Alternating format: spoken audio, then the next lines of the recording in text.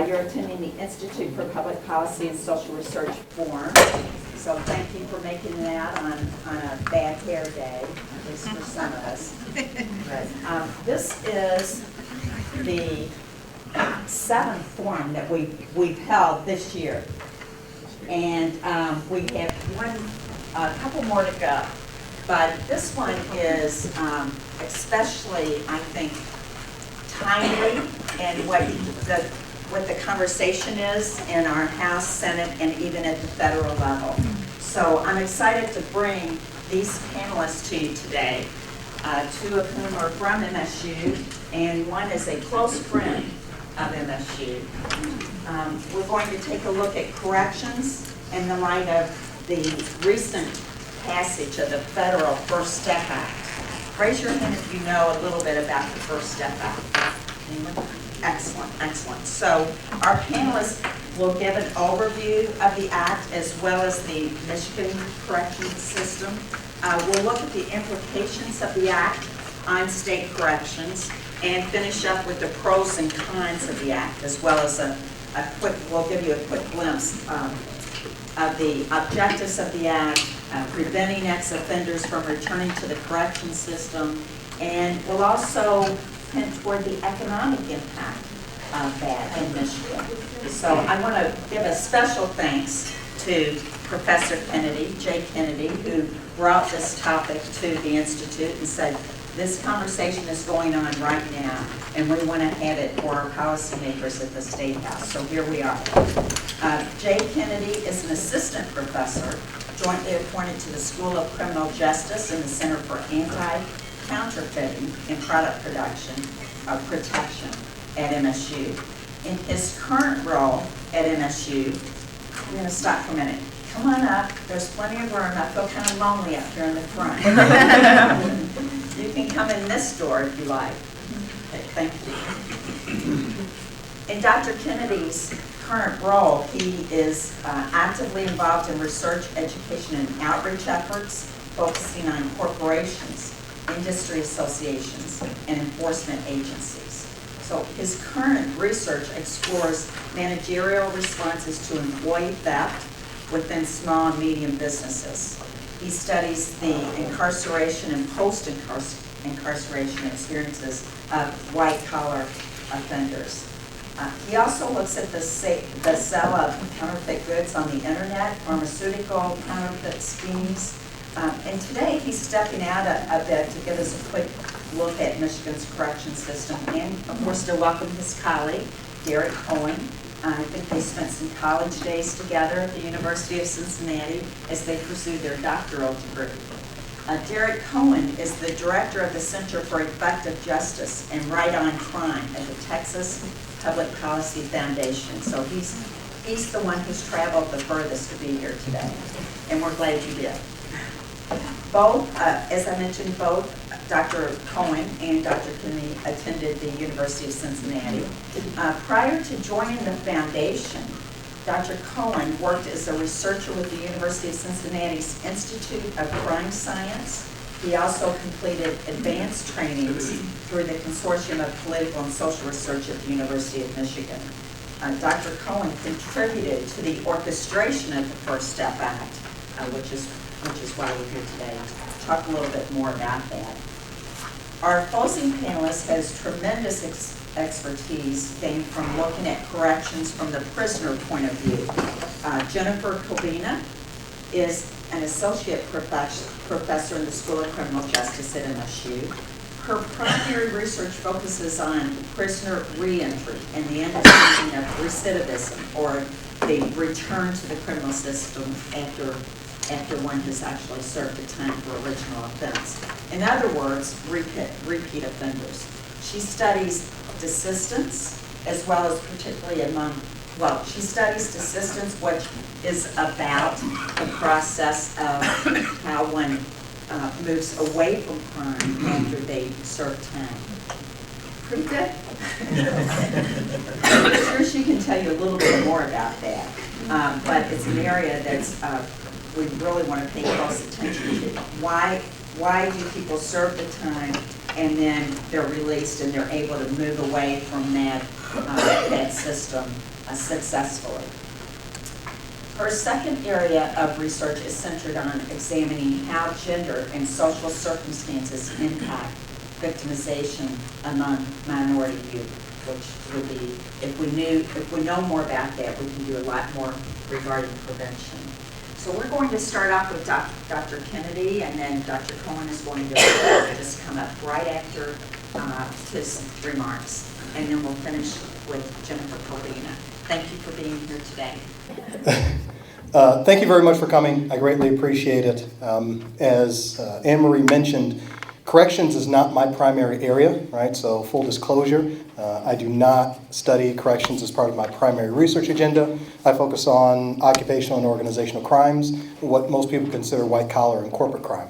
But when the news of the First Step Act started to roll out, I knew that this was an important aspect of correctional reform within the United States. Even though it's occurring at the federal level, as we'll talk about their implications at the state level.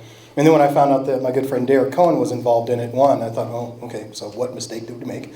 But more importantly, I thought, okay, here's an opportunity for us to bring someone in from the Michigan State University perspective to talk about how this can impact corrections policy and corrections research moving forward. And then reaching out to Anne-Marie, she offered this opportunity, which is very good. So thank you very much for joining us. So I mentioned, I study white-collar crime and organizational deviance, and why would corrections reform be a big issue for me? Because we incarcerate so few of these offenders. And the caveat to that is that, as was mentioned, a part of my research looks at the incarceration and post-incarceration experiences of white-collar offenders. And why this topic really became relevant to me is in completing a study, I wrapped up a study about 18 months ago with individuals who had been sentenced to federal correctional facilities for engaging in various white-collar crimes, embezzlement, fraud, Ponzi schemes, real estate fraud, things like that. And there were two primary themes that came out of that made me refocus and think about the impact and the importance. Working for you. Awesome, okay. Okay, so you know that. However, two primary themes that came out of my conversations with white-collar offenders that I thought was really, really important. And even though I kind of made these observations many, many months ago, hearing about the First Step Act brought back to me these 2 points in two very distinct ways, but I think are very important ways. And so the first point that came up was that the individuals with whom I was speaking face significant barriers with re-entering to society and being successful following their terms of incarceration. So let's be very clear, we're talking about individuals with very high levels of education.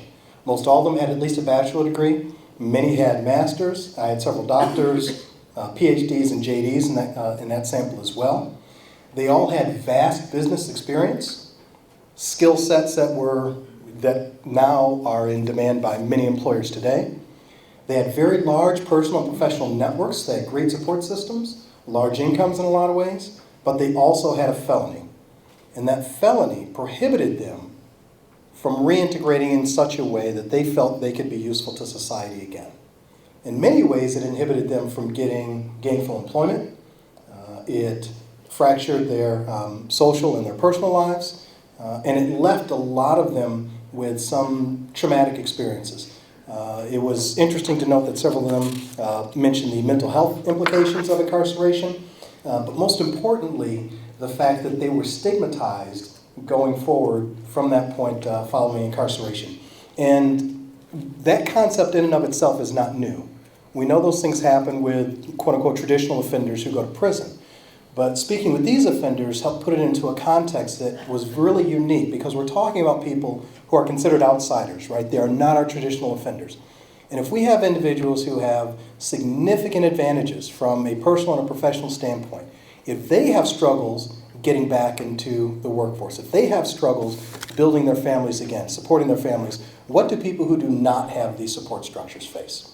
So I thought that was a very important question. The next thing that came out of this was that these individuals, their perceptions of the criminal justice system changed substantially. Most of them, before they went in, they said, you know what, I thought the people who were in prison deserved to be there, the correction system did a good job, everything's working fine. But then afterwards they said, I see the inefficiencies. I see the problems that are going on. And I had one guy say to me, I've got my degrees, I've got good family, I've got job skills. There are guys here that are getting released in a couple of months that have none of that. I know exactly what's going to happen to them. And a couple of interesting things happen. So one gentleman said, and this was with maybe about 5 or 6 individuals, I said, I found myself advocating for individuals in the system who did not have the same access that I did, and trying to find ways to support them so that when they got out, they wouldn't come right back into prison. The other thing that someone mentioned was the broader impacts of incarceration. So many ways we think an individual commits a crime, they go to prison, they serve their time, quote unquote, and they're done and they've paid their debt to society. But we forget all of the other individuals who are impacted by this, by incarceration. And so several of the offenders I spoke to said, it's had a personal impact on me and strained my relationships, but I look at these individuals who have spent 10, 15, 20 years in prison. They're in a federal prison camp because they're getting ready to be released. But what are they going back to? How can they support their families if they can't get gainful employment? They then become a burden not only on society, but on their families. And so the impacts are much more than just that individual, and they're very long lasting. And so this made me think, again, if this class of offenders is really picking it up, these privileged offenders, as we talk about, what does it say for the chance of successful reintegration and rehabilitation for other individuals? And before I had this question before the First Step Act came out, and I said, there are a ton of significant struggles they face. There's got to be something we can do about it. I didn't take it upon myself to do that, obviously. So when the First Step Act came out, when I first started reading about it, I said, this is a great thing, at least from the initial standpoint, to get the ball rolling. My concern was that it would die in Congress. That it's great rhetoric. Everyone wants to talk about the fact that we have a broken correction system, that we need to support these individuals, but where is the money behind the talk? Where is the actual work behind it? And when it passed, I was kind of dumbfounded, but I was also very happy to see that these things would be coming forward. And so just a brief overview of the First Step Act, if you're not familiar with it. It has 4 primary parts. I know Derek's going to dig into this a bit more. But the first one is about reducing recidivism. And so recidivism is that process of going back to prison once you've already been in. And I'll talk about this from the Michigan perspective in a little bit. But this is a hugely important problem, particularly when we talk about the fact that, as my white-collar offenders had mentioned, the individuals who are incarcerated currently, if they don't have the job set, if they've been out of the labor force for a number of years, if they don't have the education, how are they supposed to come out and be productive citizens in society? And so higher recidivism rates go along with that. The second one, storage or secure firearms, is the very smallest part. That's like 2 paragraphs in the act. And so, restraints on pregnant prisoners. Some of these things are just, you're like, duh, right? Why would we need to have something in there about not restraining pregnant prisoners? But obviously it identifies a gap. And this is an amendment to, I think that was part of an amendment to some existing laws. But the common sense approach, I think, is starting to come out. The miscellaneous criminal justice, don't let that title fool you. There's a lot of important things that are wrapped up in that fourth section. The top one, I think, is primarily important. The placement of prisoners close to their families. One of the things that came out of my research, and Dr. Kobina will probably be able to speak greater to this, I don't know if she will, but I know she has more information on this, is the impact of familial support while someone is incarcerated. Right? They don't go away just because they're in prison. And having sustained familial and social networks are vastly important to successful reintegration once they leave prison. And placing people closer to family means that people can visit more often. It's not as much of a financial burden on the family, and will reduce some of those larger social harms that come with incarceration. De-escalation training for law enforcement officers that are in Bureau of Prisons is important. The other thing that's really important is this fourth point, and there are more, but increasing funding for state and local government collaborations. And I think this is a really good jumping off point for transitioning what's being done at the federal level down to the state level. And thinking about how can these policies, how can this law start to guide some of the conversations that we have within Michigan, that occur in other states, around really good corrections reform. rehabilitating the system so that we can better rehabilitate individuals who are put into the system. Very important to point, the First Step Act is not a panacea, right? It does not give us complete solutions to our high incarceration rates. It will not totally alleviate the fact that we have significant needs for rehabilitation of offenders that are not being met. It will not fully eliminate our high recidivism rates, and it will not fully solve the issue of long-term desistance, so people staying out of crime long-term. But as the title points out, and as I'm sure Derek will state, this is a first step. And so I think we need to be very realistic that we can't eat the whole apple in one bite, but taking small chunks at a time is a proper way to move forward, at least if we are moving forward. And the impetus is, where are we going to move forward? Again, I think the First Step Act is a great roadmap. It can provide a starting point for what happens here in Michigan. How that happens, I'm not sure, but I think it's a good way to get us going. So why is it vitally important for Michigan to look at this? Between 2015 and 2016, from prisons just operated by the state in Michigan, there were over almost 28,000 people released from custody. So over those 2 years, 28,000 people leaving prison, going back into society, going back there maybe with familiar structure and support, with the same level of education for the most part that they went in with, but with larger gaps in employment and opportunities.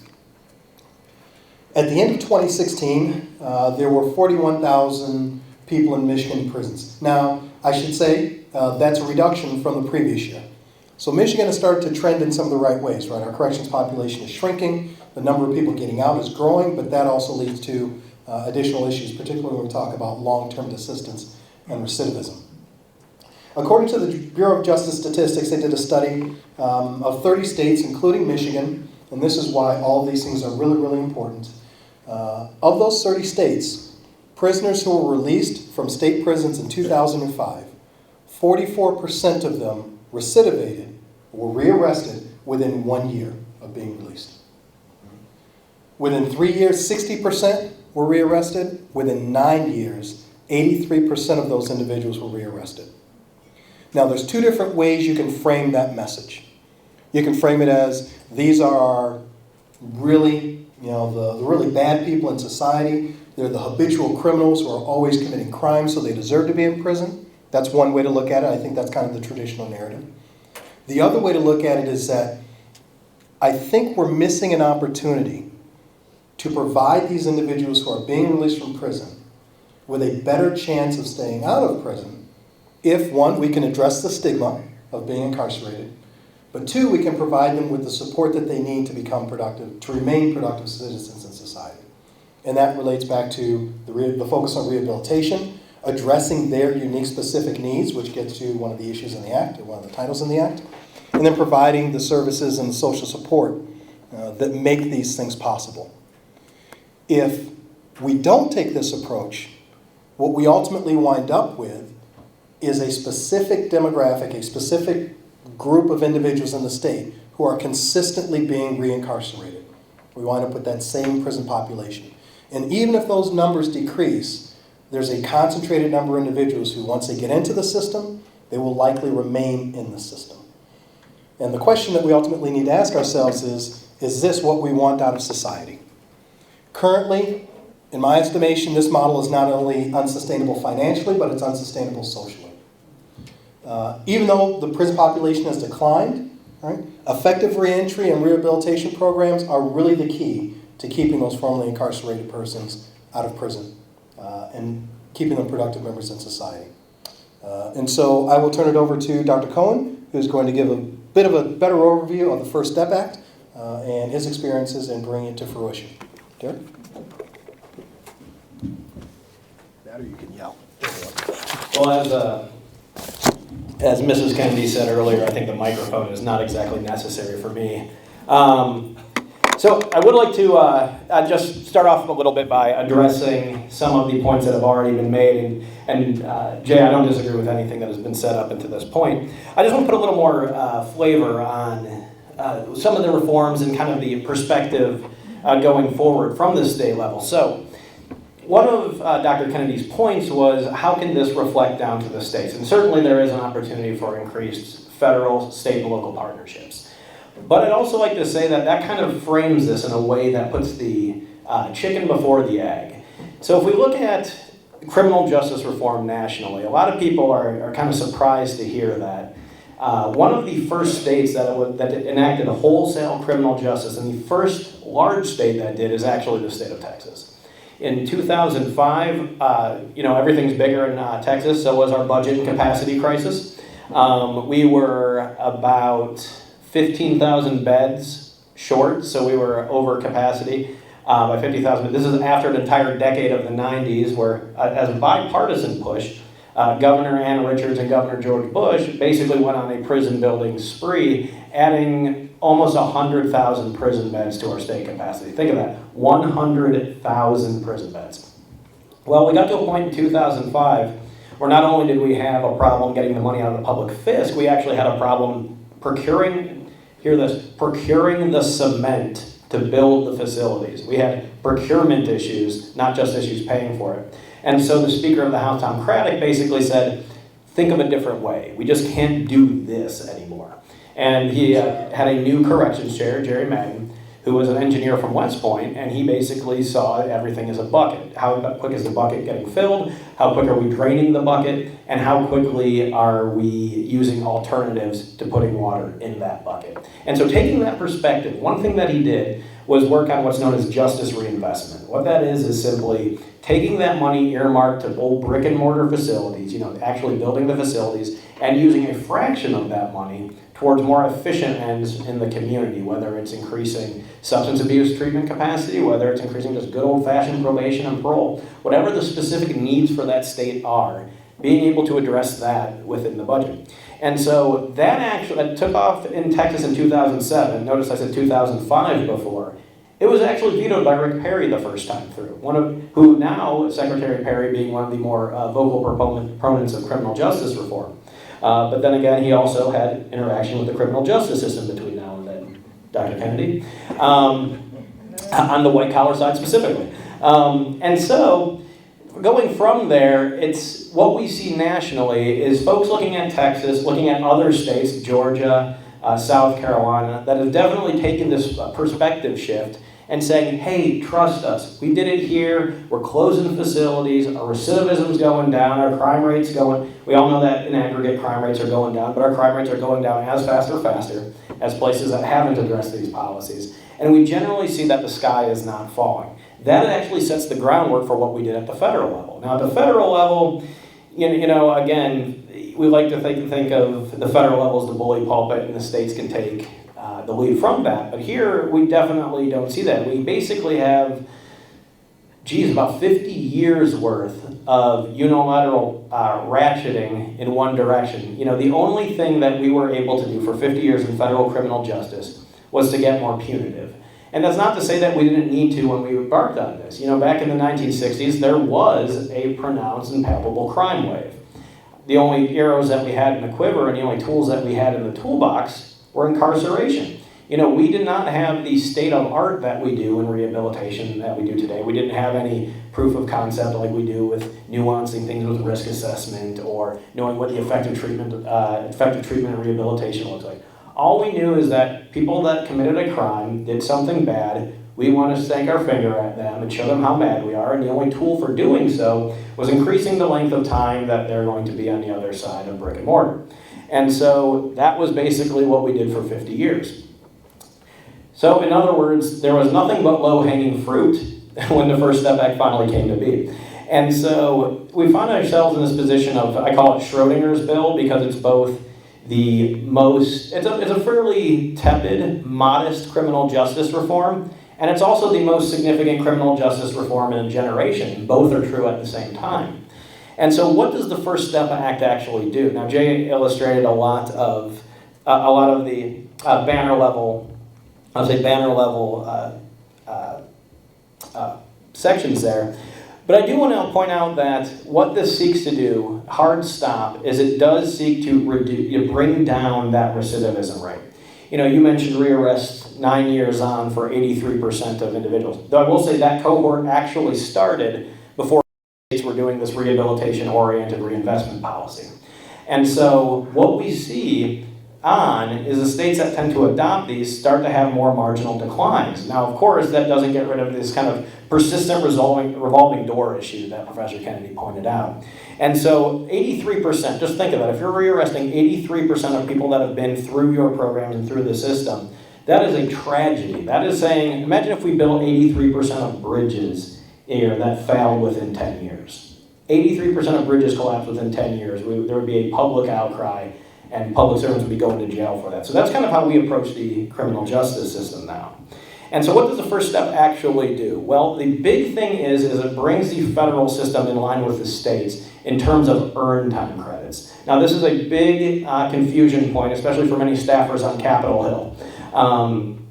What earned time credits are? Earned time credits are time that you can earn in order to get to faster community corrections, whether it's home confinement or it's halfway house, whatever is most appropriate for the individual, allowing that credit to be earned through recidivism-reducing programming. So in other words, taking the individual, giving them a carrot rather than a stick, and saying if you complete these programs, be they educational, work, voc ed, or even some that remove the actual barriers to rehabilitation, literacy programs, what have you, if you take this, you can earn a credit to be applied to your eligibility to segue back into the community. Now, that's good for certain low-level offenders, but how do we know who is a low-level offender or not? This is one of the sticking points. Well, we actually had to develop a risk assessment for that. A risk assessment then is still yet to be developed, but that risk assessment simply diagnoses who has access to this. Now, there are some hard factors involved, some static factors in terms of instant offense, offensive incarceration, prior violent crime history, versus low-risk offenders. But I also want to point out that this also includes risk of reoffense too. So generally, if these items are taking hold, these rehabilitative-oriented programs are taking hold, we should actually see this individual coming out medium to low risk, where they'll be eligible to take advantage of that program. Contrast that with earned time credits, where as long as you wake up in a federal facility and don't stab anybody, you get credit for that day. And so that doesn't incentivize, don't get me wrong, while I think that it's a good transformer on the actual sentence length, that does not incentivize an inmate to actually take credit or to take the rehabilitation to their own hands. Jay mentioned the closer to home perspective. That is not a big thing in Michigan. It's not even a big thing in Texas, and we have a pretty large state. That is a huge thing across federal facilities nationally, where you can be sent to a place, as far as 2,000 miles away from your release county. What we did is basically cap. So there was Bureau of Prisons guidance that said, well, if you are within 500 meters or 500 miles as the crow flies, you're in good shape. We just simply transferred that to 500 miles driving distance. Not that big of a change in overall distances, unless there's a lot of right angles in the highways in your states, to be honest with you. But what it also included was guidance that says, periodically the Bureau of Prison needs to reevaluate where you are and segue you, space permitting, closer to the county of release. This allows people to better facilitate those familial connections we know that make people resilient when it comes to their reentry success. There was also an expansion of compassionate release. Essentially, I don't mean to be glib about this, but the way compassionate release worked at the federal level before, this is with folks who are terminal, and basically going to let them die at home. It was so strict before that essentially they basically rolled you to the door of the prison, dumped you, and then the funeral home came and picked you up, and that was considered compassionate release.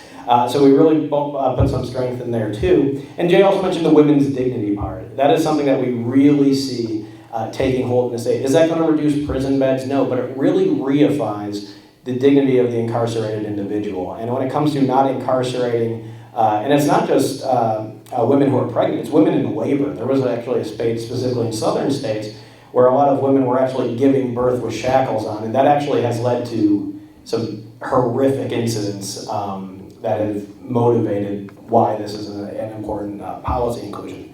But none of this actually will transform in the near term prison beds, especially if we have a while for that rehabilitation and prison component side to stick in. That's when things got interesting over in the Senate. So the prison component started off with Representative Doug Collins of Georgia, and he is now the ranking member of the House Judiciary Committee.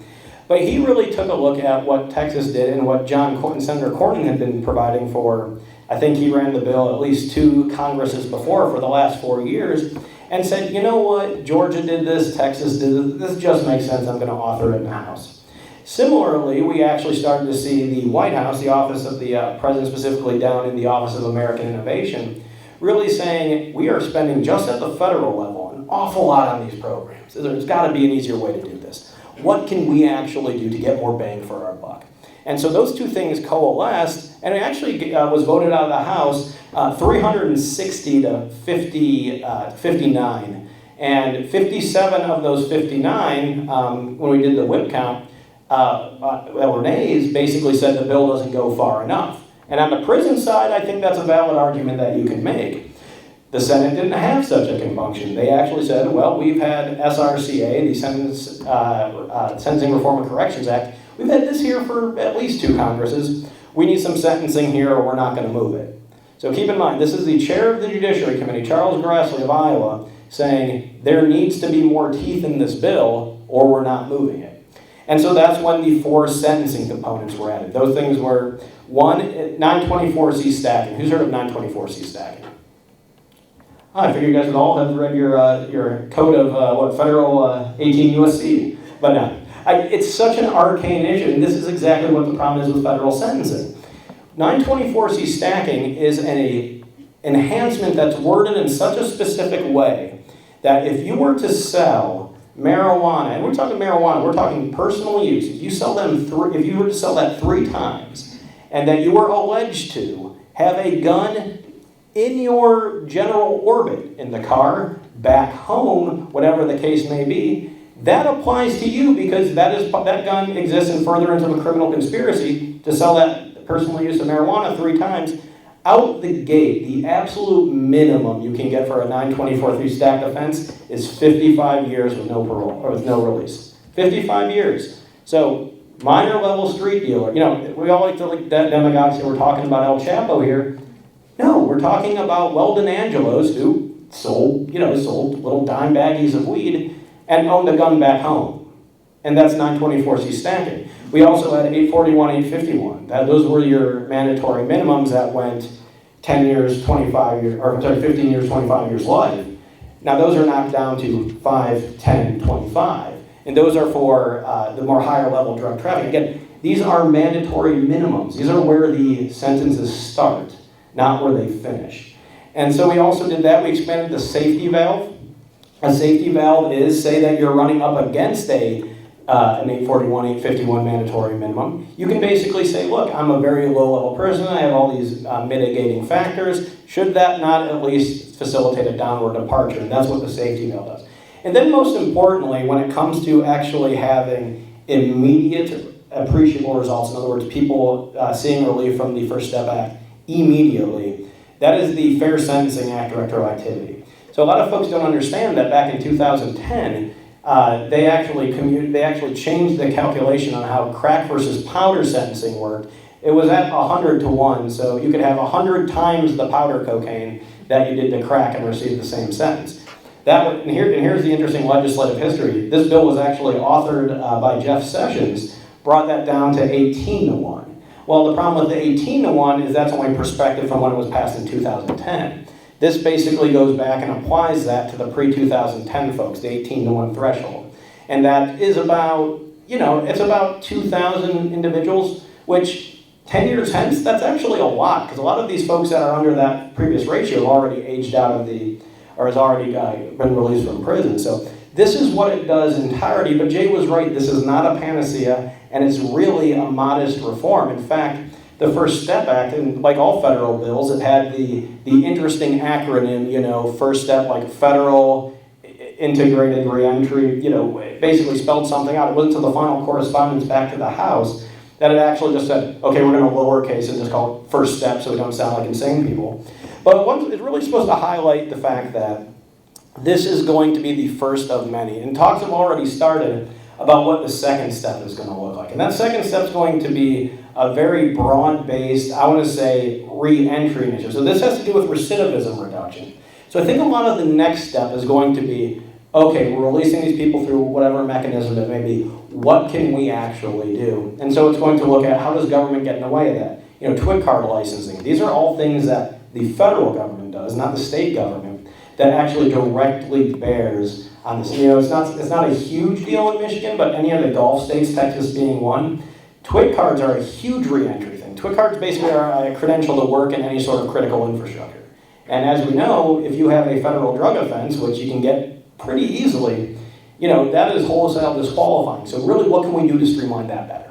And so that's what we're talking about right now. Again, I'm looking forward to seeing what's in the Second Step Act, but I think we're just kind of nascent in those discussions immediately. So with that, I'd like to turn it over to Dr. Kobina, and I hopefully didn't steal too much of the thunder talking about all the different moving parts of this.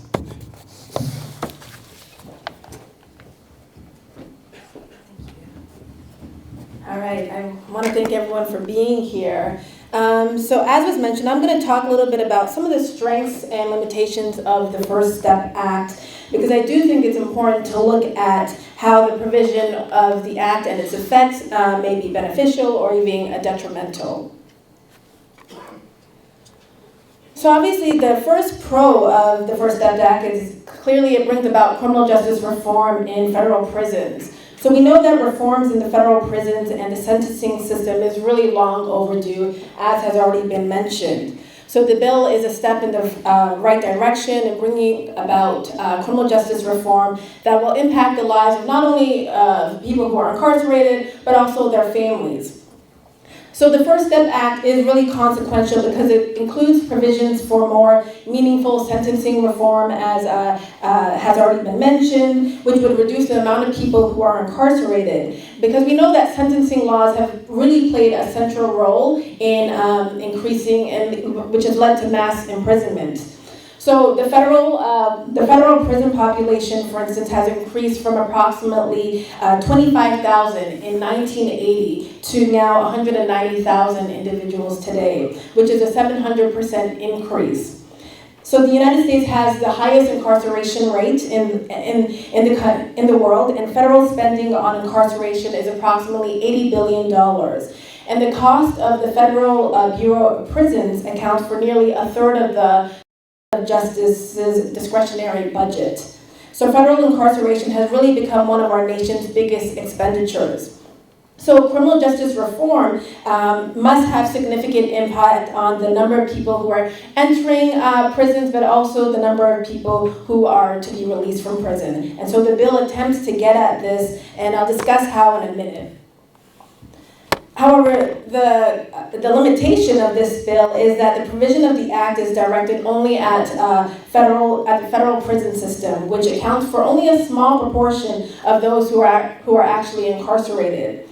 So as of 2016, approximately 190,000 people were incarcerated in federal prisons. In contrast, 730,000 are incarcerated in jails, and 1.5 million are incarcerated in prisons. So that means about 87% of those who are held in state correctional facilities are going to be completely unaffected by the Act. And so while the First Step Act does certainly attempt to chip away at the problems of mass incarceration, its overall impact is unlikely to be as large as some of us would like. And if we want to make any meaningful change in the criminal justice system, we have to seek reform at the state level. However, the other pro to the First Step Act is that front-end solutions are offered to reduce prison populations. So, as I mentioned, sentencing policies have really served as a leading contributor to the expansion of federal prison populations and the increased economic cost to our nation's budget. And so as Derek had mentioned, the front-end solutions are provided by reducing mandatory minimum sentences for those who commit serious drug offenses. So the 3 strikes mandatory penalty is reduced from life imprisonment to 25 years, and 20-year mandatory minimum is reduced to 15 years. And currently the offense that triggers mandatory minimum sentences include any prior drug felony. However, the First Step Act limits prior convictions to serious drug felonies which occurred within 15 years, and expands qualifying prior convictions to include serious violent felonies. So again, this is certainly a step in the right direction, especially since the U.S. Sentencing Commission found that mandatory minimum sentences disproportionately impacts communities of color, and particularly African Americans, in which they're likely to receive less relief from mandatory minimum sentences compared to whites and Hispanics and any other racial ethnic group.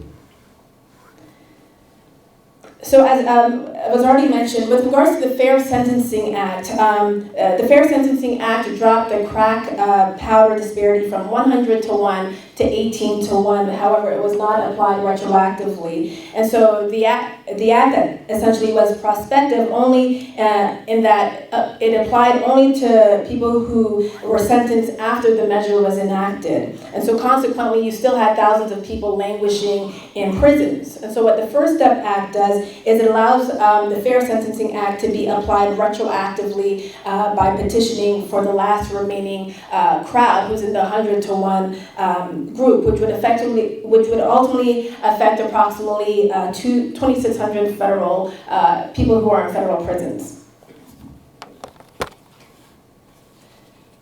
The con, however, is that the front-end solutions certainly don't go far enough in reducing prison populations. So for instance, we know that judges are often required to serve excessive sentences at the urging of prosecutors or based on the quantity of drugs without any regard to extenuating circumstances or even analyzing an individual's role in the offense. And so restoring federal judicial discretion in drug cases by eliminating mandatory minimum sentences would ensure that defendants receive proportionate punishment, or at least punishment that's proportionate to the offense that they committed, and it would allow judges not to ignore culpability.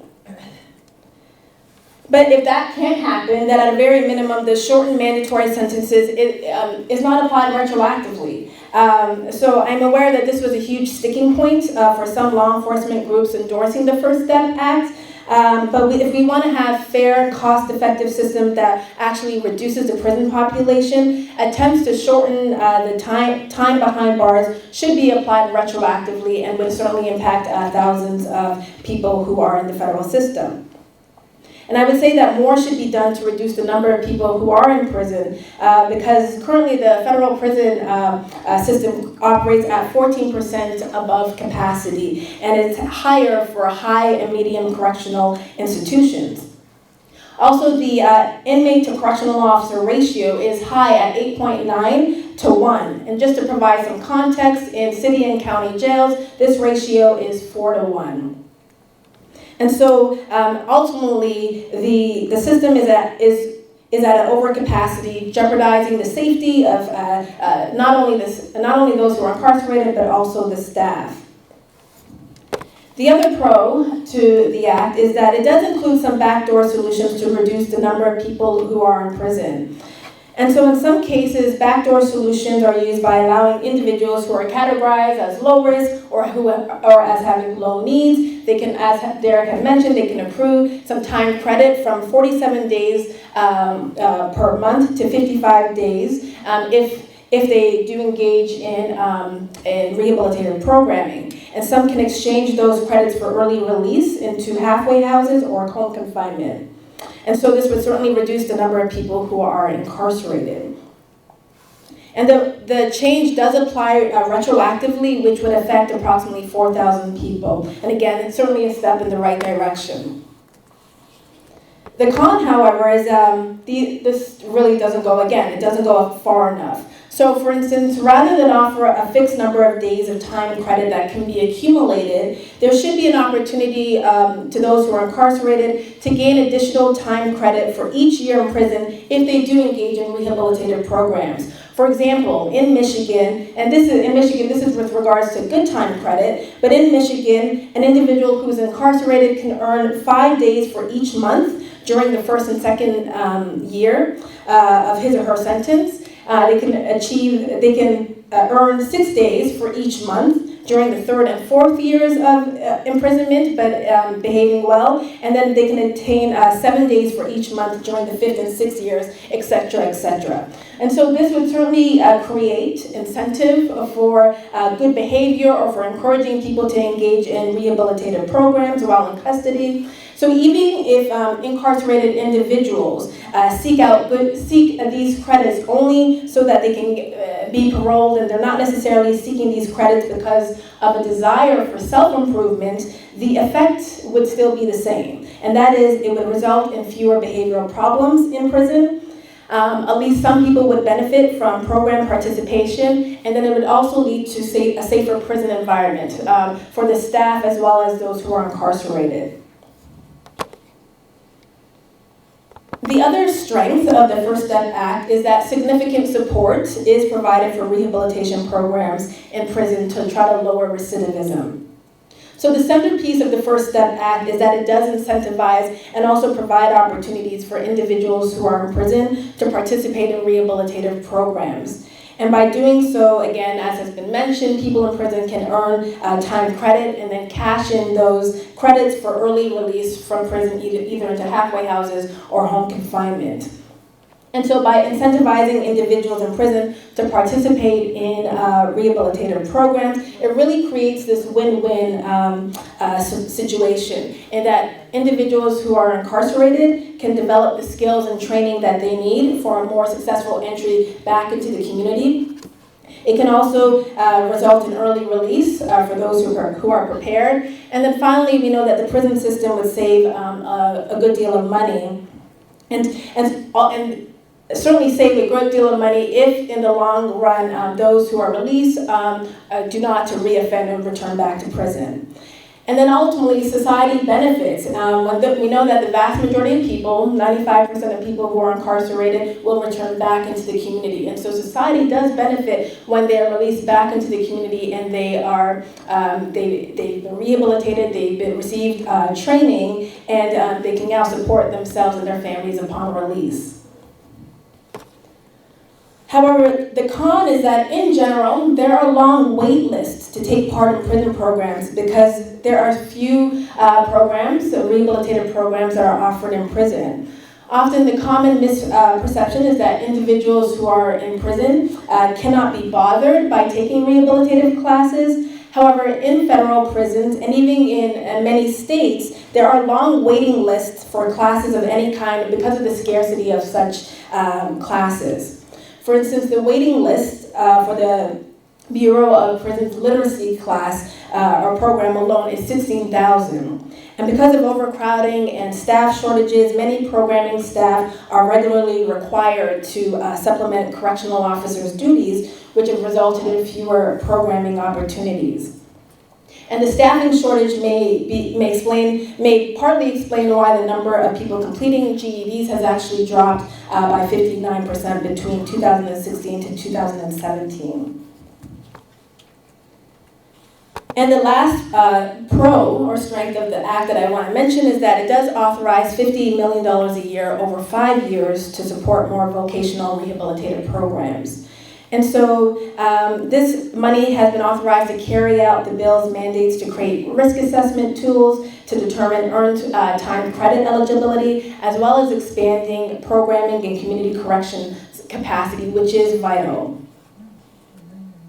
However, the con is that the bill excludes thousands of people in prison from benefiting from the programming incentives that allow for earlier transition into community corrections. And so those who are convicted of the most serious offenses are the ones who are actually in greatest need of the rehabilitative programming. And the main incentive to participate in those programs is a chance to earn time credits, which the most serious offenders are ineligible to receive. And so this actually conflicts with research that demonstrates that prison programming and associated incentives are most cost-effective when provided to the high-risk groups.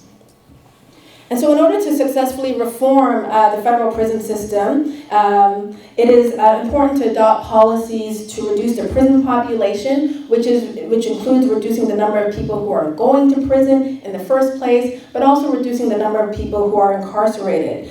But it also entails the need to invest in more correctional and programming staff, as well as fully funding programming for all incarcerated people. But I do want to switch gears and just talk a little bit about some of the prison population trends in Michigan. So as we can see here, again, we're going in the right direction, as Jay had mentioned. You know, the prison population has declined 20% from 2006 to 2016.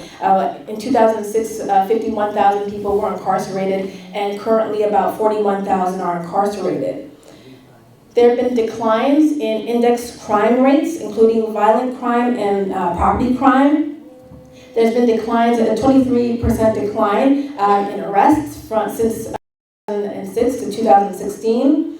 There have been declines in prison commitments, 23% decline. In terms of discretionary moves to parole, we see that there's been a 17% increase in the number of people who've been on parole, but yet the number of people returning to prison for parole violations has declined by 41%. And in terms of downsizing, we see that closure and consolidations of more than 26 prison facilities and correctional camps. And so this has really resulted in $392 million in savings via closure and operating costs. So you might be wondering, how did Michigan do this? Since 2006, Michigan has engaged in a number of decarceration strategies to reduce their prison population. So one of the things they've done is increase the number of people who are on parole. So increased parole approval rates went from 47% in 2000 to 72% in 2016. And so this was done by temporarily increasing the number of parole board members in order to enable parole consideration of individuals who had served their minimum sentence for nonviolent crime. But it was also done by placing restrictions on further parole denials for this group, as long as risk assessment scorings did not reflect high risk. The other thing that Michigan did is they developed technical rule violators and reentry centers as an alternative to parole revocations and returns to prisons. So these reentry centers were used to house both parole violators as well as individuals who were approved for release. And so this served as a means to interrupt the cycle of behavior while at the same time remaining on parole and receiving additional programming and services. And so essentially 97% of those who were sent to reentry centers returned to community parole. And the reentry centers serve as a way to avoid costly as well as comparatively long additional time served in more expensive and less program-oriented prison facilities. And so as a result of both improved community reintegration outcomes, we see that returns to prison fell by 41% in 2016. And then the last thing that Michigan did was they had intensive reentry and in-reach programming in 2008, which adhered to the evidence-based practices of the Michigan Prisoner Reentry Initiative. And so this doubled the average annual number of intensive reentry program graduates. And ultimately, the 3-year success rate with regards to the number of people who are on community supervision increased from 61% to 82%. So Michigan certainly is doing a good job in taking the lead in reducing the prison population. Again, certainly more can be done, but we are headed in the right direction. Thank you.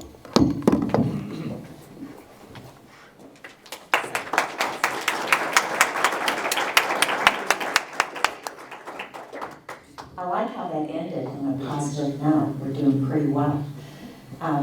Lots of questions from my end. Do we have questions here in the audience? We have about 20 minutes to just talk about this and go back and forth. Any discussion points you'd like to make? I have a question, and it's from obviously someone who's pretty novice, but in fact almost a stranger to this, but what is good behavior? Credits for good behavior. What are some examples of good behavior? Well, I know, can I speak at least at the federal level? I said somewhat flippantly earlier that basically waking up and not stabbing somebody, is there's actually a very wide berth in how that is. Good behavior outside of a specifically defined technical infraction within the facility, usually you get credit days for that. The only time that the more marginal cases are taken into account is when they're part of a bigger bucket substantiating, this person has been bringing contraband in at a large level, and then they tend to just throw the book at them. But to be honest with you, with the hearing structure, there's a lot of folks who just don't want, or a lot of wardens and deputy wardens who just don't want to go through the administrative headache because you have constitutional considerations when it comes to anything that you are due off your prison sentence versus any sort of arbitrary interruptions in that. And so it tends to be a headache for those outside of the slam dunk cases. And so that also kind of highlights the need to really delineate between good time credit and earned time credit. And earned time credit, that's the novel system here. Almost every state has some sort of good time credit. I'd say probably about 30% of states have some form of earned time credits. And those earned time credits are the ones, to Jennifer's point, that really help folks, incentivize and take ownership of their own rehabilitation. And so good time credits help. They help more at a population level, but they don't necessarily modulate the success outcomes because there's no carrot versus a stick when it comes to recidivism program. Michigan now do not, or does require that you do not include your criminal record in your job application. If that is true, do we know what effect that has had in terms of employment opportunities, et cetera, for the ex-offender? I think it would matter. I got some bad news. And we see this general with kind of the campaign for fair chance hiring nationally, is post hoc studies on this have general, and when I say studies, I mean in the academic realm, not in the advocate realm, have generally produced a minimal to almost unmeasurable effect on the success rates for the applications for the justice involved. Conversely, specifically women and communities of color actually do have a measurable decrease in applications. And the reason why is, this is the disgusting part about humanity, is when when that information is kept from the hiring practice, even good information, even information dispositive of rehabilitation or non-criminal involvement at all, more pernicious biases take root and folks try to get around that particular thing. And so that's why you actually see the success rates for more marginalized communities in aggregate actually decline when that happens.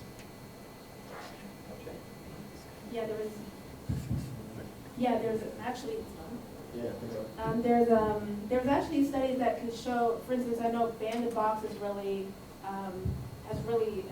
hit in many states, including Michigan. And certainly there's benefits to doing that, but the unintended consequence is that when this information is kept from employers, that even individuals, in this case, when we look at African Americans, if employers don't have access to that information, in general, African Americans, even those who do not have a criminal record, they tend to end up being drawing the short end of the stick in that employers are less likely to hire African Americans. Because they don't have the information, they're now assuming that if you are black, then you're likely to have a criminal record. I don't have access to it right away, but when there are spots in one's resume, they will assume that maybe one was behind bars. And so there is this unintended, unfortunate consequence to employers not having access to that information right away. One of the other drawbacks to the Ban the Box initiative is that in many places, it's on that initial form. So you can't ask in that initial form, but prior to an offer being extended, you can ask.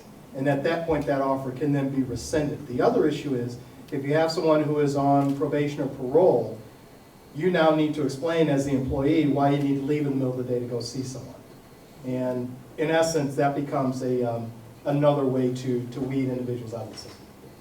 And all that to say that it's not that individual employers who wish to take this practice on themselves, specifically we see a lot of state governments doing it, when it fits within their hiring framework or the framework for that particular posting, it should not only be encouraged, we should celebrate it. The only problem is, and the problem that we find is when you paint with such a broad brush, it's going to lead to those unintended consequences. So, we want less of a one-size-fits-all and more of a, what can we do to facilitate returning citizens to get that job instead of making it harder to employ folks who may or may not have a criminal record on the back end. My question is, when I got out of prison, it's kind of a discussion, I guess you had said that the number, step 2 of maybe the next act that you guys bring would have something to do more with reintegration. And I got out of prison, I was kind of on my knuckles a little bit. I tried to get food stamps, denied for life for a nonviolent drug offense. There's child molesters in prison that are going to get out and be able to get food stamps. I couldn't even get food stamps. I never carried a gun, never got caught with a gun, never made somebody buy my pot. But I can't even feed my kids if I didn't have a job today. The other thing is the store I owned, we accepted food stamps when we first started.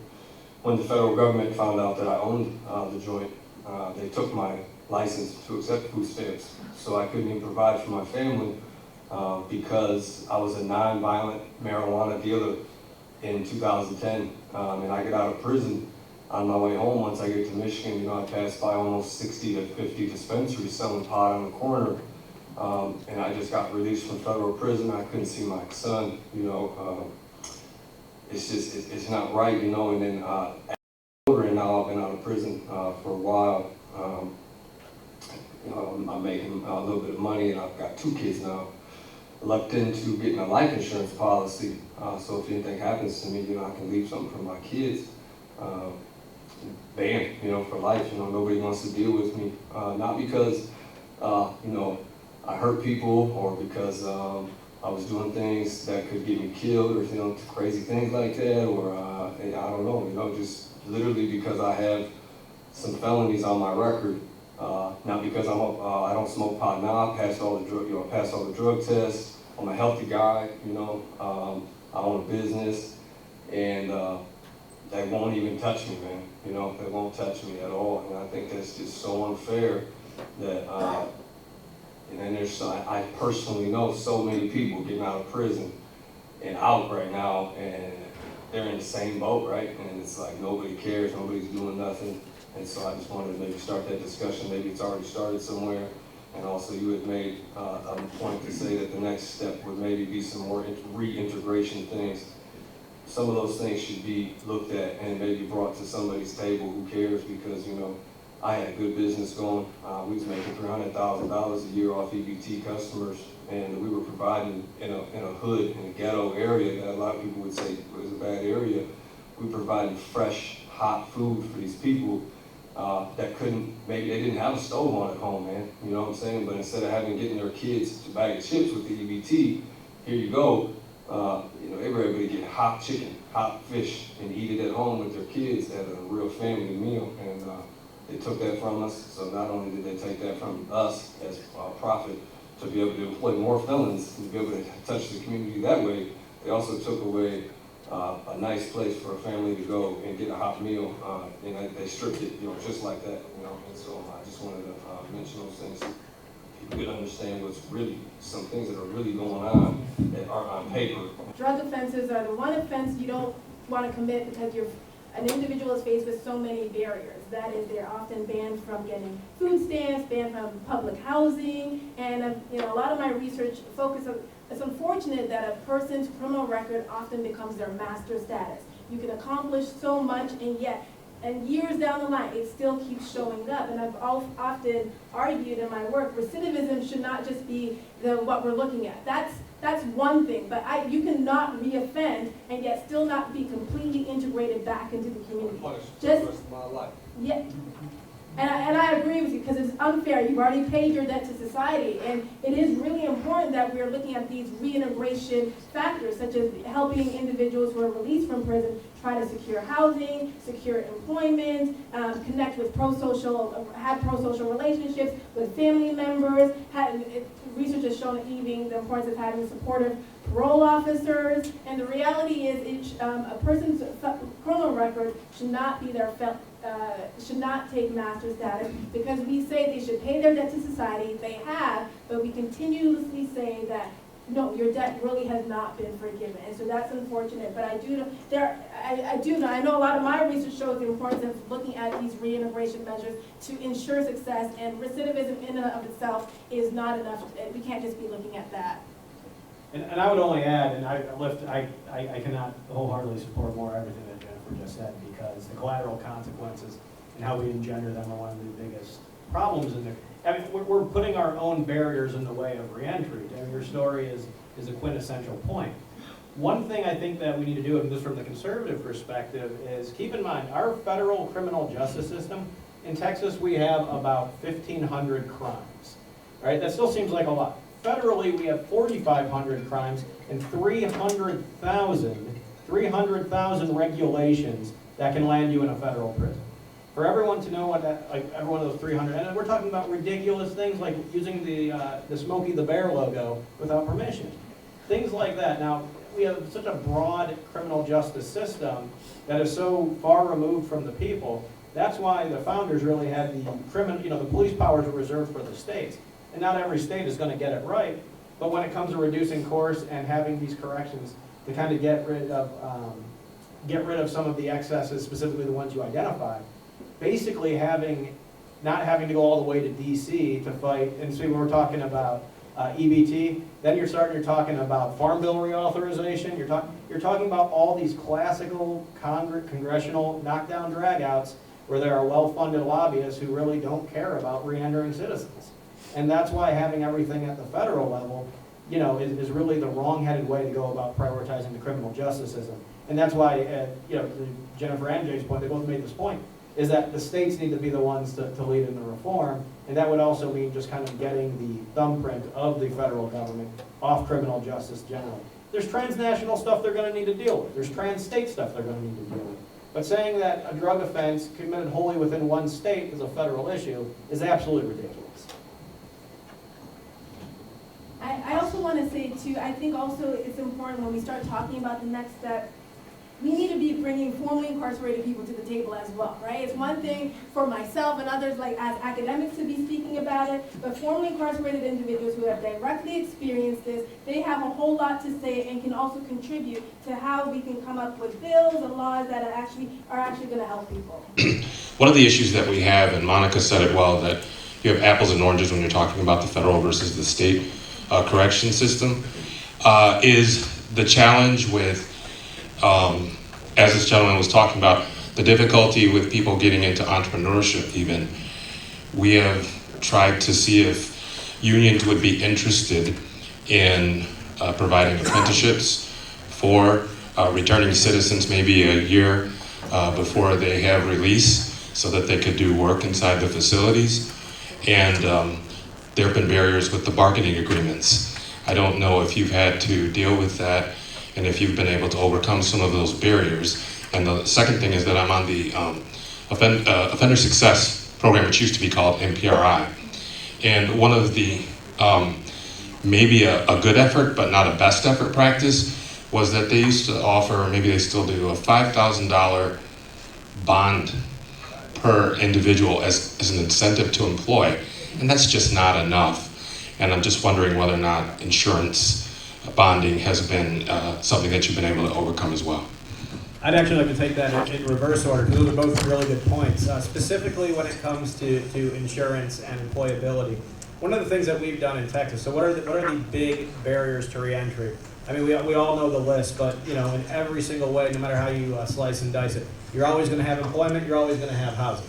Right, and not necessarily from a causal relationship all the time, but at least from a correlative relationship. So what we were seeing in Texas is that generally you have reticence from landlords and employers even if they weren't statutorily prohibited from hiring or renting to an individual with a criminal history, a felony criminal history, you'd say, oh, well, they face some sort of per se liability and it's hard to get insurance if this isn't already on the books.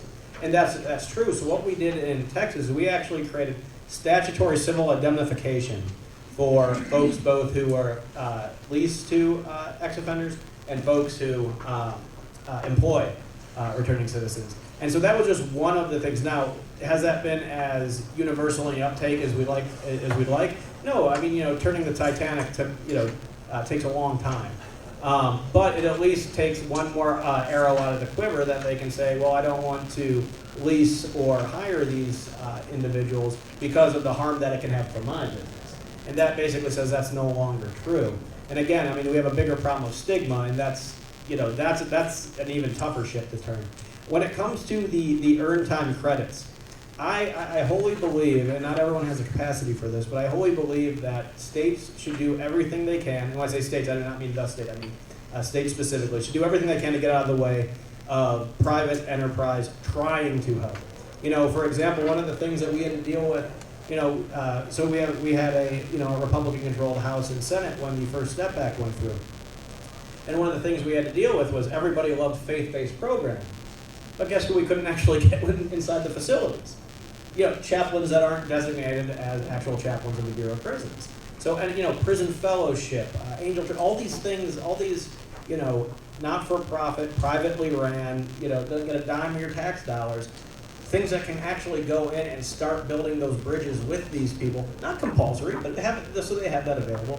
These people were actually barred from that. That was one of the things we've done well in Texas thus far, is we have basically almost no brush in the way of getting folks back in the facility, even folks with existing criminal histories themselves, getting them back in the facilities to be peer mentors, to be support, maybe chaplains themselves, to basically reach out to that community and then provide for that warm handoff when they get back.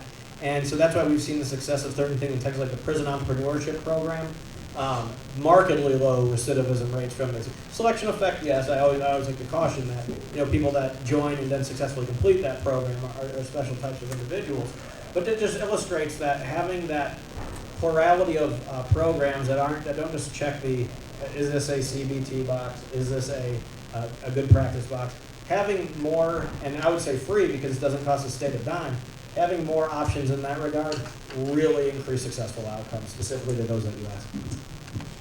One thing I'd like to add from the state's perspective when we want to talk about enhancing employment opportunities afterwards is states need to look at their licensing boards. Absolutely. Right? That is a substantial barrier to individuals who, prior to incarceration, were licensed and due to a crime, lost that license, even if that crime was not related to their offense. That is a substantial barrier. And so right from the bat, all of those licensing boards, any board, because the state controls every licensing board, right? Any of those boards has an opportunity to impact future employment opportunities for returning citizens. Excellent point. Have you forgotten your question yet? No. I have a few people here. In Michigan, there's been a lot of discussion by educators about this idea of reform, saying that there's an inequity in the amount of money per student, per pupil, depending on if you're in an affluent community versus if you're in a community like Detroit. So my question is, has there been any discussion, if we think about returning citizens coming back to Detroit versus some other area of the state, for example, has there been any discussion about the inequities or recognition or some idea about maybe we should be doing more for returning citizens depending on where they're returning to? I haven't seen anything, but again, I'm not the expert. Anecdotally, one of the trends I've noticed with my specific research area, a lot of the offenders that I speak with are going back to either middle class, upper middle class, or affluent areas when they have those familial structures. And the inherent financial and social capital that exists in those neighborhoods are themselves a support structure. So I think that is an argument for saying, a disproportionate distribution of resources is not inherently a bad thing from a rehabilitation or reintegration standpoint. So considering what those personal and professional resources look like, I think is important in creating at least parity or a level playing field for individuals who are going into resource-deprived areas or such. And I would just add to that, and Jay, I completely agree with everything you said about the occupational licensing. That's a whole other event. But one thing is, and to your point, that you definitely see not only disparity in per dollar for releasee, you also see more releasees coming from those communities as well and returning to them. So how do we get around this inherent inequity? Well, that big one I think is not the answer, but one of the contributing solutions would really be looking at the voc ed component and doing that in the facility, as opposed to trying to wait till somebody, and this is, we talked earlier about, this is the warm release versus cold release. Are we just shooting somebody out of a prison and hope they're caught by somebody in the community and reintegrated? Or do we actually have a process where there's a warm handoff and the skills and values that somebody has learned while incarcerated then have a more direct translation? So in other words, we're not trying to build the plane after it's already in the air. We already have that central component, whether it's occupational training, whether it's getting some of the educational barriers out of the way. That's been taken care of in this facility. Unfortunately, to Jennifer's point, that tends to be the last thing funded. I mean, we can't just, if the lights go out in the facility, there's not much we can do. So that's the first thing. But when it comes to things that are generally seen as public safety luxuries, which I would include vocational and educational training being one, wrongly so, but being one, I think that that's really where the opportunity is. Again, it's if you look at where the success and reinvestment happened, it's taking that money that we would have spent on the one side, spending it up front on this, and now we're just spending less money. So it's even for fiscal conservative as the win, it just requires a more holistic look at it from the get-go.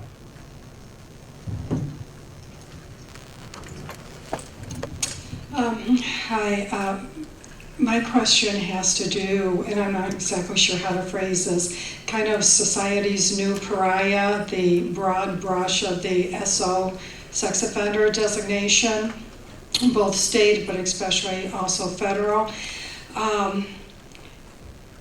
Those who have studied the issue know, and we're not talking about the really serious predatory people, but the prisons now are really filling up with low-level, first-time child porn viewers, people who have not committed contact crimes. Is there anything, so they're kind of like replacing the crack cocaine people in the prisons.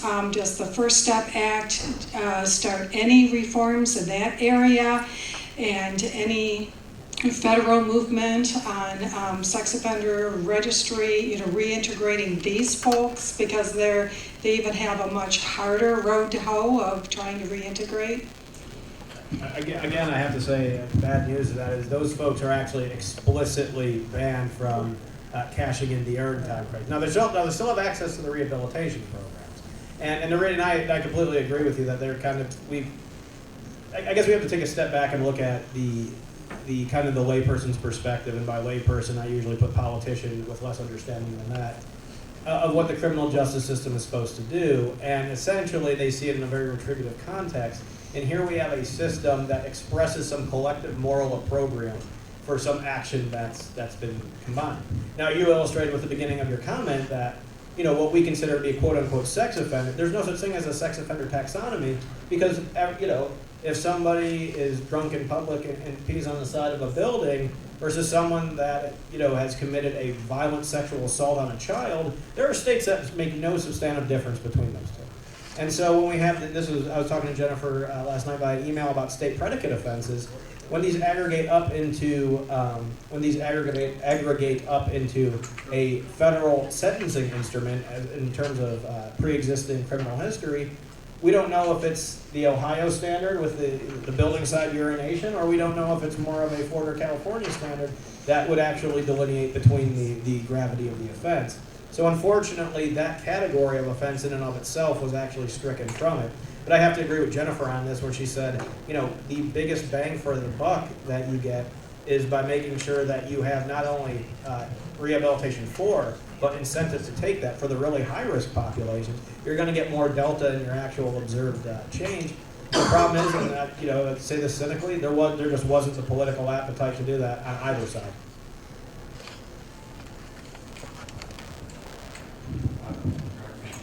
Emery, you've got it.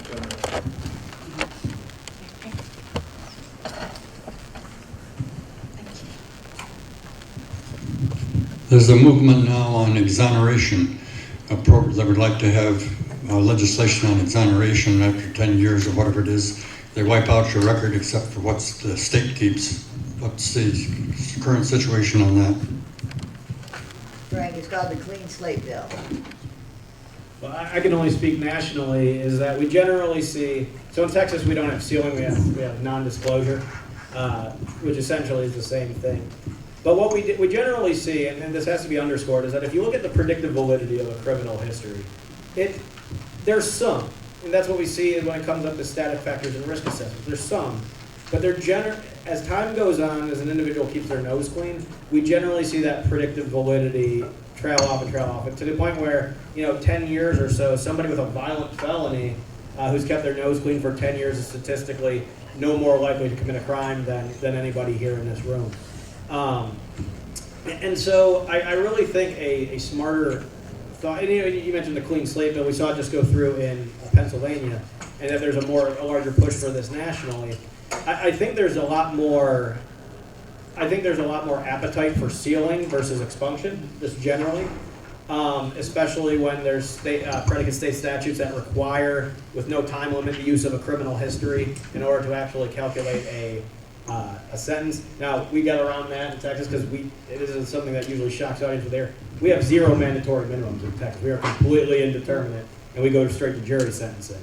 So there's no 25-year escalator in anything that we do, but an essential part in having that available is available to the jury the individual's criminal history. And so non-disclosure keeps things from certain boards and entities, but not from others. And there's a problem in that, there's a problem in Excel, especially for lower level, non-predictive offenses.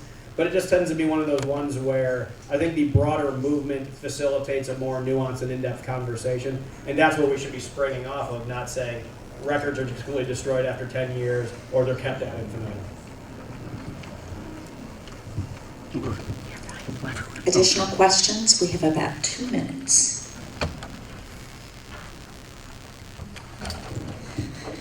Well, I'd like to ask for a round of applause. Oh, but before we do that, we have a gentleman over here who always asks really tough questions. I'm just giving you a heads up.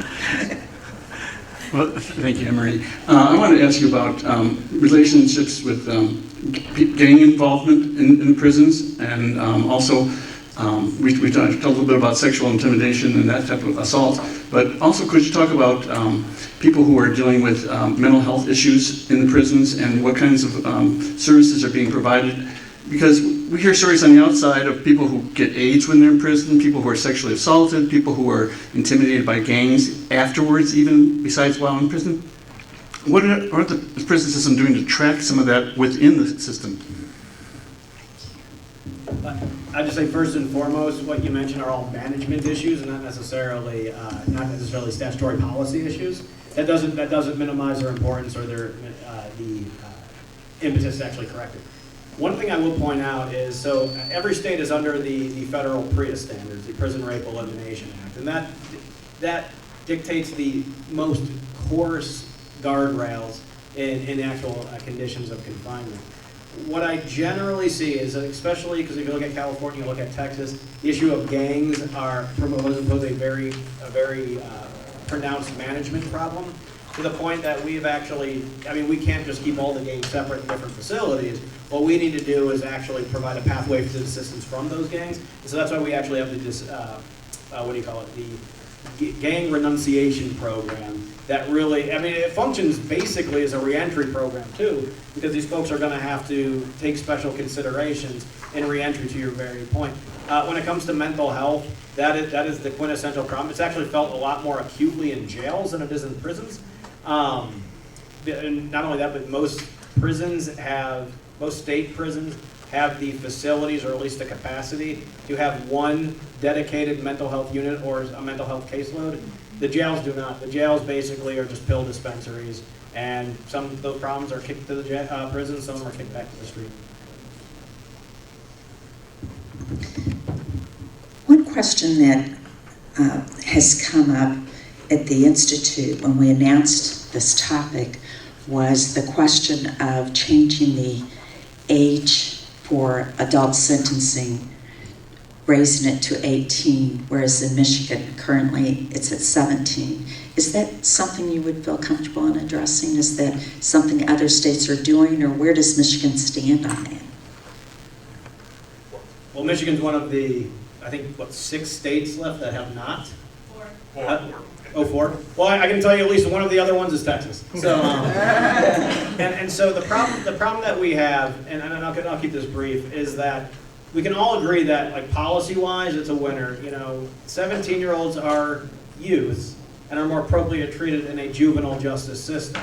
The problem is specifically in Texas is the cost of transitioning that population from what is essentially an economy of scale, low-cost incarceration and probation system that the 17-year-olds are now involved in, to a high supervision, very high support and rehabilitation juvenile system.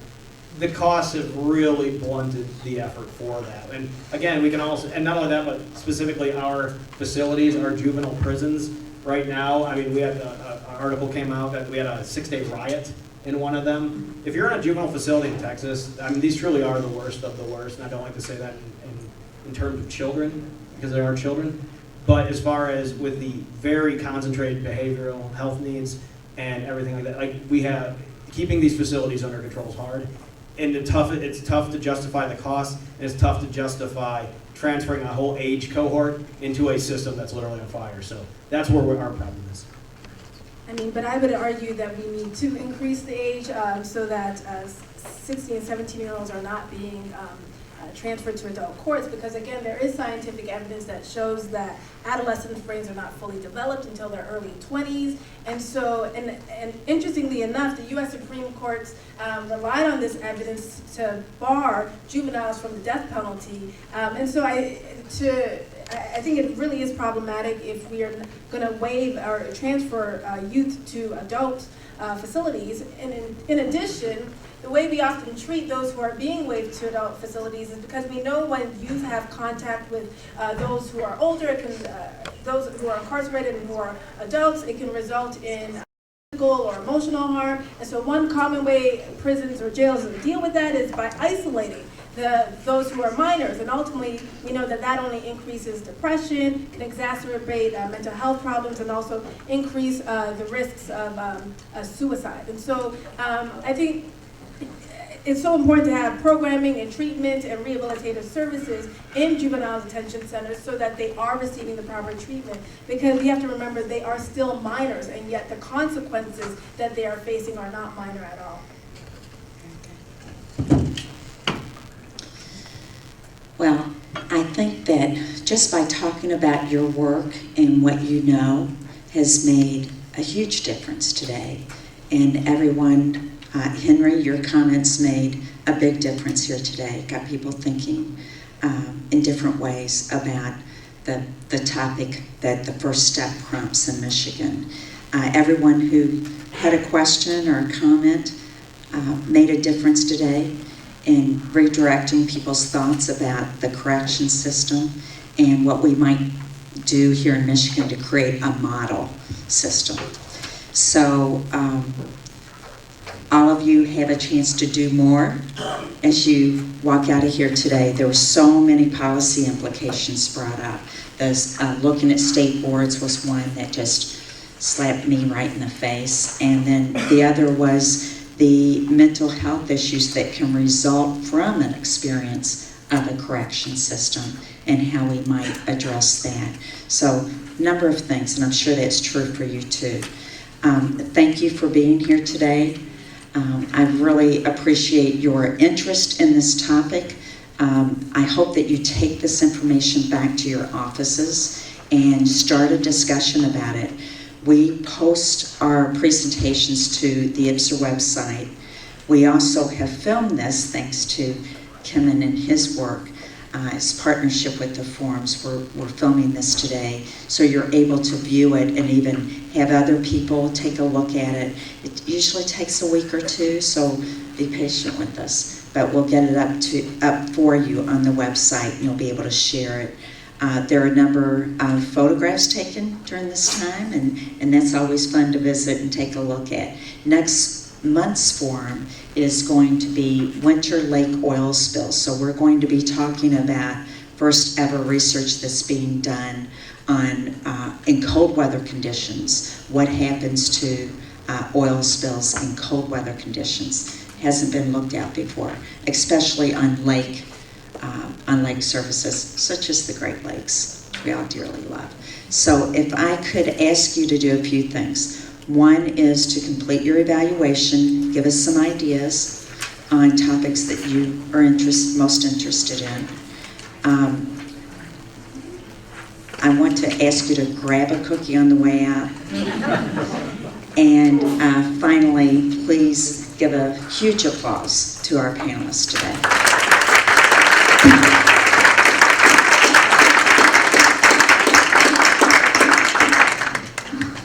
You're dismissed, but welcome to hang. Or emotional harm. And so one common way prisons or jails deal with that is by isolating those who are minors. And ultimately, we know that only increases depression, can exacerbate mental health problems, and also increase the risks of suicide. And so I think it's so important to have programming and treatment and rehabilitative services in juvenile detention centers so that they are receiving the proper treatment. Because you have to remember, they are still minors, and yet the consequences that they are facing are not minor at all. Well, I think that just by talking about your work and what you know has made a huge difference today. And everyone, Henry, your comments made a big difference here today. Got people thinking in different ways about the topic that the First Step prompts in Michigan. Everyone who had a question or a comment made a difference today in redirecting people's thoughts about the correction system and what we might do here in Michigan to create a model system. So all of you have a chance to do more as you walk out of here today. There were so many policy implications brought up. Those looking at state boards was one that just slapped me right in the face. And then the other was the mental health issues that can result from an experience of a correction system and how we might address that. So a number of things, and I'm sure that's true for you too. Thank you for being here today. I really appreciate your interest in this topic. I hope that you take this information back to your offices and start a discussion about it. We post our presentations to the IPPSR website. We also have filmed this thanks to Kim and his work.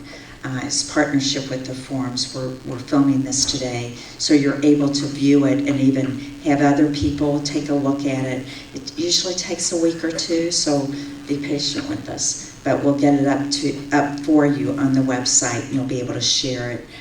There are a number of photographs taken during this time, and that's always fun to visit and take a look at. Next month's forum is going to be Winter Lake Oil Spills. So we're going to be talking about first ever research that's being done on in cold weather conditions, what happens to oil spills in cold weather conditions. Hasn't been looked at before, especially on lake surfaces such as the Great Lakes, we all dearly love.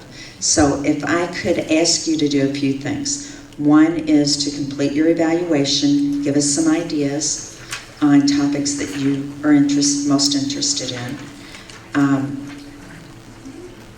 I want to ask you to grab a cookie on the way out. And finally, please give a huge applause to our panelists today.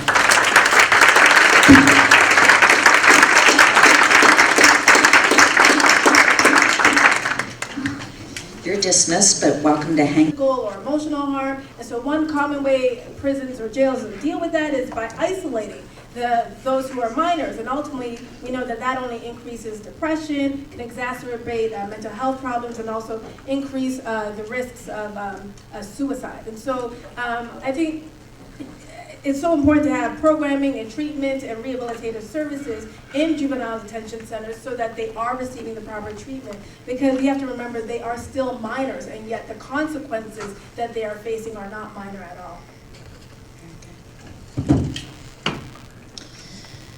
Well, I think that just by talking about your work and what you know has made a huge difference today.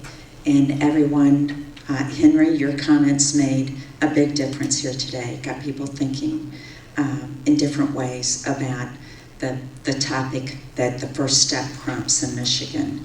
Everyone who had a question or a comment made a difference today in redirecting people's thoughts about the correction system and what we might do here in Michigan to create a model system. So all of you have a chance to do more as you walk out of here today. There were so many policy implications brought up. Those looking at state boards was one that just slapped me right in the face. And then the other was the mental health issues that can result from an experience of a correction system and how we might address that. So, a number of things, and I'm sure that's true for you too. Thank you for being here today. I really appreciate your interest in this topic. I hope that you take this information back to your offices and start a discussion about it. We post our presentations to the IPPSR website. We also have filmed this thanks to Kim and his work. His partnership with the forums. We're filming this today, so you're able to view it and even have other people take a look at it. It usually takes a week or two, so be patient with us. But we'll get it up for you on the website, and you'll be able to share it. There are a number of photographs taken during this time, and that's always fun to visit and take a look at. Next month's forum is going to be winter lake oil spills. So we're going to be talking about first ever research that's being done on in cold weather conditions. What happens to oil spills in cold weather conditions? Hasn't been looked at before, especially on lake surfaces such as the Great Lakes, we all dearly love. So if I could ask you to do a few things. One is to complete your evaluation, give us some ideas on topics that you are most interested in. I want to ask you to grab a cookie on the way out. And finally, please give a huge applause to our panelists today.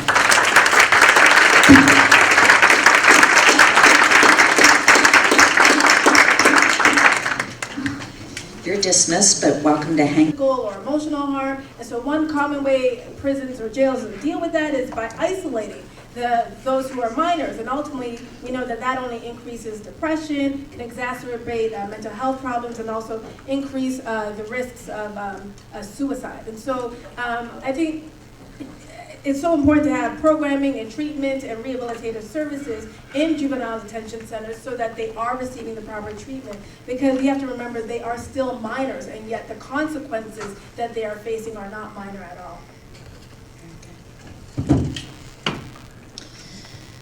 Well, I think that just by talking about your work and what you know has made a huge difference today. And everyone, Henry, your comments made a big difference here today. Got people thinking in different ways about the topic that the First Step prompts in Michigan. Everyone who had a question or a comment made a difference today in redirecting people's thoughts about the correction system and what we might do here in Michigan to create a model system. So all of you have a chance to do more as you walk out of here today. There were so many policy implications brought up. Those looking at state boards was one that just slapped me right in the face. And then the other was the mental health issues that can result from an experience of a correction system and how we might address that. So, a number of things, and I'm sure that's true for you too. Thank you for being here today. I really appreciate your interest in this topic. I hope that you take this information back to your offices and start a discussion about it. We post our presentations to the IPPSR website. We also have filmed this thanks to Kim and his work. His partnership with the forums. We're filming this today, so you're able to view it and even have other people take a look at it. It usually takes a week or two, so be patient with us. But we'll get it up for you on the website, and you'll be able to share it. There are a number of photographs taken during this time, and that's always fun to visit and take a look at. Next month's forum is going to be winter lake oil spills. So we're going to be talking about first ever research that's being done on in cold weather conditions. What happens to oil spills in cold weather conditions hasn't been looked at before, especially on lake surfaces such as the Great Lakes, which we all dearly love. So if I could ask you to do a few things. One is to complete your evaluation, give us some ideas on topics that you are most interested in. I want to ask you to grab a cookie on the way out. And finally, please give a huge applause to our panelists today.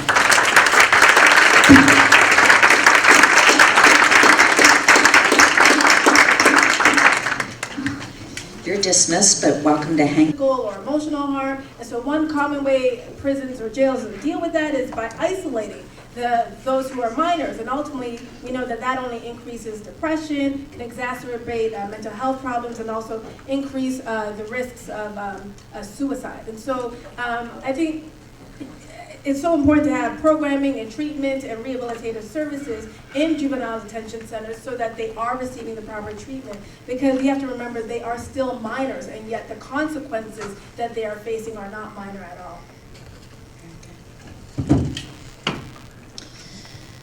Well, I think that just by talking about your work and what you know has made a huge difference today. And everyone, Henry, your comments made a big difference here today. Got people thinking in different ways about the topic that the First Step prompts in Michigan. Everyone who had a question or a comment made a difference today in redirecting people's thoughts about the correction system and what we might do here in Michigan to create a model system. So all of you have a chance to do more as you walk out of here today. There were so many policy implications brought up. Those looking at state boards was one that just slapped me right in the face. And then the other was the mental health issues that can result from an experience of a correction system and how we might address that. So a number of things, and I'm sure that's true for you too. Thank you for being here today. I really appreciate your interest in this topic. I hope that you take this information back to your offices and start a discussion about it. We post our presentations to the IPPSR website. We also have filmed this thanks to Kim and his work. His partnership with the forums. We're filming this today, so you're able to view it and even have other people take a look at it. It usually takes a week or two, so be patient with us. But we'll get it up for you on the website, and you'll be able to share it. There are a number of photographs taken during this time, and that's always fun to visit and take a look at. Next month's forum is going to be winter lake oil spills. So we're going to be talking about first ever research that's being done on in cold weather conditions. What happens to oil spills in cold weather conditions hasn't been looked at before, especially on lake surfaces such as the Great Lakes, which we all dearly love. So if I could ask you to do a few things. One is to complete your evaluation, give us some ideas on topics that you are most interested in. I want to ask you to grab a cookie on the way out. And finally, please give a huge applause to our panelists today.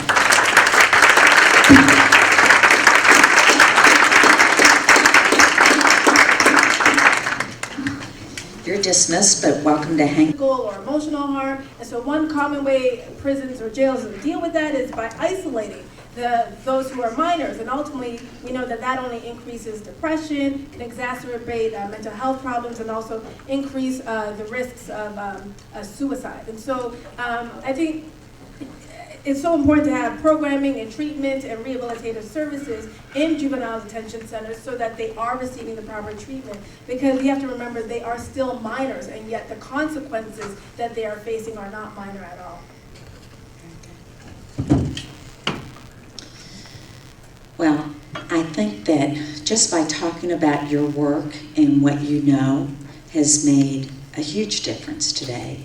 And everyone, Henry, your comments made a big difference here today. Got people thinking in different ways about the topic that the First Step prompts in Michigan.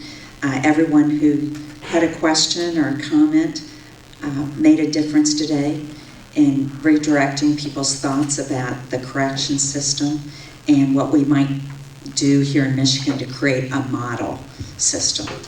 So all of you have a chance to do more as you walk out of here today. There were so many policy implications brought up. Those looking at state boards was one that just slapped me right in the face. And then the other was the mental health issues that can result from an experience of a correction system and how we might address that. So a number of things, and I'm sure that's true for you too. Thank you for being here today. I really appreciate your interest in this topic. I hope that you take this information back to your offices and start a discussion about it. We post our presentations to the IPPSR website. We also have filmed this thanks to Kim and his work. His partnership with the forums. We're filming this today, so you're able to view it and even have other people take a look at it. It usually takes a week or two, so be patient with us. But we'll get it up for you on the website, and you'll be able to share it. There are a number of photographs taken during this time, and that's always fun to visit and take a look at. Next month's forum is going to be winter lake oil spills. So we're going to be talking about first ever research that's being done on in cold weather conditions. What happens to oil spills in cold weather conditions hasn't been looked at before, especially on lake surfaces such as the Great Lakes, we all dearly love. So if I could ask you to do a few things. One is to complete your evaluation, give us some ideas on topics that you are most interested in. I want to ask you to grab a cookie on the way out. And finally, please give a huge applause to our panelists today.